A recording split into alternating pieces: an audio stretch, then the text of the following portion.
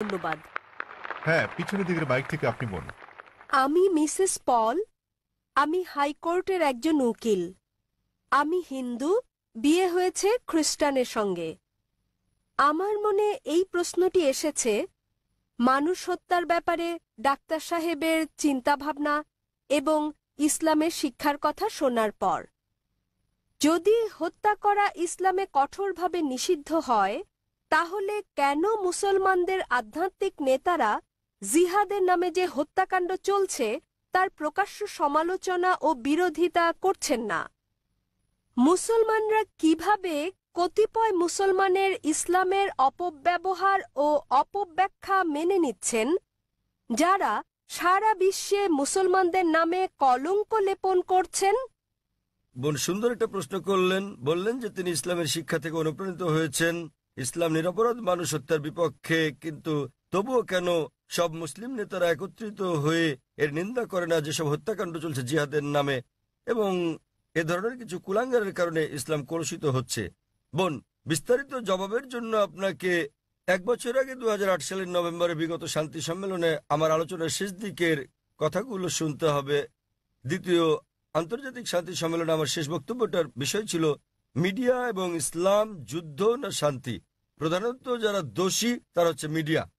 মিডিয়ায় কোনো সম্প্রদায়ের কুলাঙ্গারদের খুঁজে বের করে এবং তাদেরকে এমনভাবে তুলে ধরে যেন তারাই হচ্ছে অনুসরণীয় মুসলিম। এটাই হচ্ছে মিডিয়া। তাই মিডিয়ায় যে আপনারা দেখছেন সেগুলো ঘটনার বাস্তব চিত্র নয়। কোরআনে পরিষ্কারভাবে বলা হয়েছে, সূরা মাইদা অধ্যায় 5 আয়াত 32, যে যদি কেউ কোনো মানুষকে হত্যা করে, হোক মুসলিম বা অমুসলিম, সেটা যদি হত্যার অপরাধ বা দেশে বিশৃঙ্খলা সৃষ্টির অপরাধে না হয়, তাহলে সে যেন সমগ্র মানবজাতিকে হত্যা করলো। এবং যদি কেউ কোনো মানুষের জীবন রক্ষা করে, তাহলে সে যেন পুরো মানবজাতিকে রক্ষা করলো। সুতরাং কোনো নিরপরাধ মানুষকে হত্যা করা হচ্ছে পাপ ইসলামে।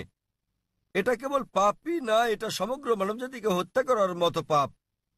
তাই যারা হত্যাকাণ্ড ঘটায়, বিভিন্ন ঘটনা ঘটে, রাস্তা দিয়ে চলার সময় বোমা বিস্ফোরণ ঘটে ইত্যাদি, নিরপরাধ মানুষকে হত্যা করা সম্পূর্ণ নিষিদ্ধ।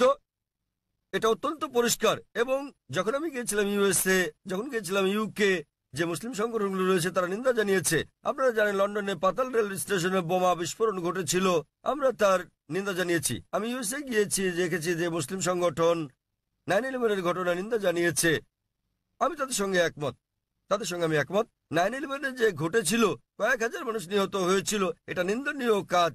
কে এটা করেছে আমি জানি না, আমি বলছি না যে মুসলিমরা করেছে, এটা হচ্ছে মিডিয়া। তারা বলছে কোনো প্রমাণ নেই, কোনো প্রমাণ নেই। কিন্তু যে করুক না কেন, ইন্টারনেটে ঢুকলে আপনি দেখবেন অনেক প্রামাণ্য চিত্র আছে যাতে দেখানো হয়েছে যে এটা সরকারের কাজ, অভ্যন্তরীণ ষড়যন্ত্র। জর্জ বুশ করেছে, এটা আমি জানি না কে করেছে। তবে যেই করুক, 9/11-এর টুইন টাওয়ারে বোমা হামলার ঘটনায় হাজার হাজার নিরপরাধ মানুষ হত্যা করা, এটা নিন্দনীয়। 50 জনের বেশি মানুষ মারা গেছে লন্ডনের পাতাল রেল বোমা হামলার ঘটনায়, সেটাও নিন্দনীয়। 2 বছর আগে জুলাই মাসে বোম্বেতে ট্রেনে যে বোমা হামলার ঘটনা ঘটে, সেখানে 100-রও বেশি মানুষ নিহত হয়, এটাও নিন্দনীয়। কিন্তু এখানেই থামলে চলবে না। একইভাবে আমি আফগানিস্তানে হাজার হাজার মানুষ হত্যারও নিন্দা জানাই, নিন্দা করি। ইরাকে হাজার হাজার মানুষ হত্যার, ফিলিস্তিনে হাজার হাজার মানুষ হত্যারও নিন্দা করি। আমি একে শ্বেত সন্ত্রাসবাদ বলি। আপনারা জানেন তারা কি করছে? তারা ক্ষেপণাস্ত্র পাঠাচ্ছে, তারা পাঠাচ্ছে বোমা। আপনারা জানেন ফিলিস্তিনিরা তারা লড়াই করছে ইটপাটকেল দিয়ে, আর তাদেরকে বলা হচ্ছে সন্ত্রাসী। আপনারা জানেন আমেরিকা বোমা পাঠাচ্ছে, প্যাট্রিয়ট ক্ষেপণাস্ত্র, গুচ্ছ বোমা পাঠাচ্ছে। এই গুচ্ছ বোমা যখন কোথাও পড়ে, তখন এটা অনেকগুলো বোমায় বিভক্ত হয়। এভাবে হাজার হাজার আফগানকে হত্যা করা হচ্ছে। কিন্তু কেন? এটা কাপুরুষোচিত কাজ। সেজন্য সমাপনী বক্তৃতায় আমি বলেছিলাম গত কয়েক শতাব্দীর সবচেয়ে বড় সন্ত্রাসী জর্জ বুশ, 1 নাম্বার। জর্জ বুশের মতো এত মানুষ আর কেউ হত্যা করেনি। এখন তিনি আর ক্ষমতায় নেই। ইরাকে তিনি ওষুধের ওপর নিষেধাজ্ঞা আরোপ করেন এবং জর্জ বুশের কারণে ইরাকের 5 লাখ শিশু নিহত হয়। আমরা ভালো করে জানি। এমনকি যদি একমত হয়েও যায় সেখানে একজন লোক লুকিয়ে আছে, এই লোকটি যে বিন লাদেন তার তো কোনো প্রমাণ নেই। যদি তিনি লুকিয়েও থাকেন, ভাবুন সেক্ষেত্রে আপনি একজন মানুষের জন্য হাজার হাজার মানুষকে হত্যা করছেন। এটা দুঃখজনক। আমরা দেখতে পাচ্ছি যে এটা মিডিয়া তুলে ধরছে। মিডিয়া যা তুলে ধরছে তা হচ্ছে মুসলিমরা এই কাজ করেছে। আমি জানি বোন, কুলাঙ্গার আছে, আমাদের সম্প্রদায়ে কুলাঙ্গার আছে, সব সম্প্রদায় তো কুলাঙ্গার রয়েছে। ভারতীয় মিডিয়া কাশ্মীর নিয়ে কথা বলে, কতবার বলেছে আসাম নিয়ে, নকশাল মাওবাদীদের নিয়ে।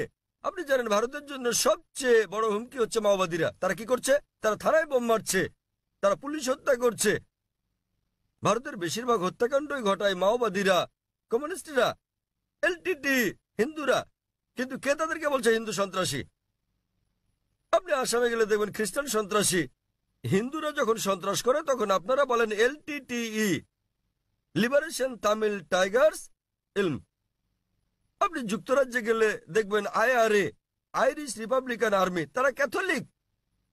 প্রোটেস্ট্যান্ট আর ক্যাথলিকদের মধ্যে বিস্তর তফাৎ রয়েছে। কেউ তাদেরকে ক্যাথলিক সন্ত্রাসী বলছে না কেন? তাহলে আমরা কি দেখছি?